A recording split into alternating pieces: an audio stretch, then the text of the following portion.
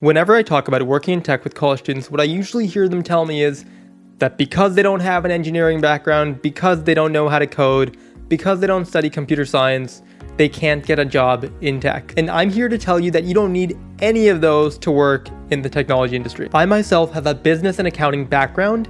I dabbled with SQL and Python, although I wasn't proficient in any programming language, yet I was able to land internships and full-time jobs in tech. So in this video, for all of you non-tech majors, I'm going to be sharing 3 ways how you can land a job in the tech industry.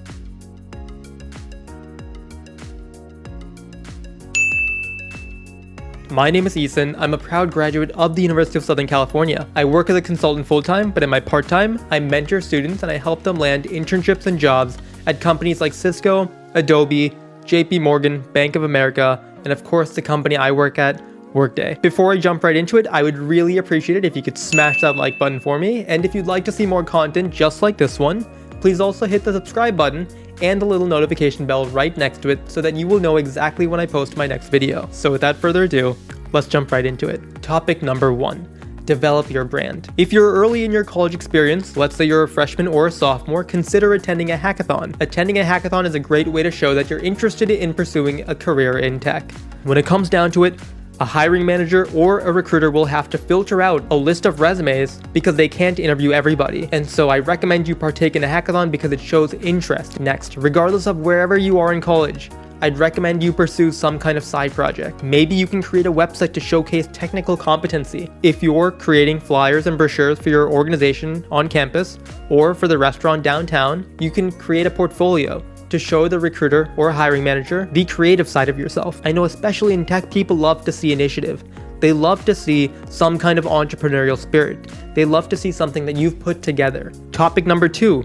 Leverage your experience. If you're coming from an accounting or a finance background, maybe you can work in fintech. My first internship with Workday was in the privacy, ethics, and compliance team. About a month into my internship, my boss told me that the reason why he really liked my profile was because he liked the fact that I had experience in internal control, which is audit. And so what I'd like to say is you can use the experience you've had before to then get an internship in industries that you want to work in within tech. And so you also can use the experience that you already have to land an internship or a job in tech. For example, let's say you're passionate about education or you volunteered for some kind of educational organization. You can then leverage that experience to land a role in edtech. I'm talking companies like Coursera, Udemy, edX. If you have a real estate background, then perhaps you can look at companies like Zillow or Airbnb. These are just examples and you're not necessarily limited to the companies where you already have experience in. I'm just saying that you can use your previous experiences to craft a story for yourself. If your goal is to just break into tech and you're not sure what you want to do, what I'd recommend is just apply to internships regardless of what the actual job is. I know that sounds a bit silly, but here's why it works, especially if you're earlier in your college experience, like a freshman or a sophomore. Let's say you're a business student, but you know you really want to work in the tech industry. Apply to sales, marketing, finance, all of these are related to your major. And even if you feel like you may not want to do sales, I would say apply anyway. You're early in your college experience. For all you know, you may end up enjoying that role so much that you want to pursue a full-time role in it, and you'll also have the chance to move around. It's a lot easier to move around in tech once you've already broken into the industry. For example, my internship with the privacy, ethics, and compliance team was my favorite internship out of all the internships I've done. I loved the team. The work was great, but because I was a sophomore, I wanted to try something else for my junior summer's internship. And so I decided to try my hand at consulting. It was a lot easier for me to land a consulting internship at Workday because my boss from my privacy, ethics, and compliance internship was able to vouch for me. Point number 3, deck out your LinkedIn profile. Did you know that 94% of recruiters use LinkedIn? And I know you're probably wondering, why are you giving me this advice, especially for wanting to break into tech? This advice applies to anyone. And yes, that's true, but the reason why I stress it is because it's a great way to show the personal projects and portfolio that you have. LinkedIn has a way to show your portfolio by adding media. And so going back to that point about how recruiters, especially in tech, love to see those personal projects, your LinkedIn profile is a great way to show all of that. I have a lot more to say about using LinkedIn, especially because I've been able to land interviews because of recruiters reaching out to me on LinkedIn because I had a very well built out LinkedIn profile. And so I'll be making a separate video on this topic, so stay tuned.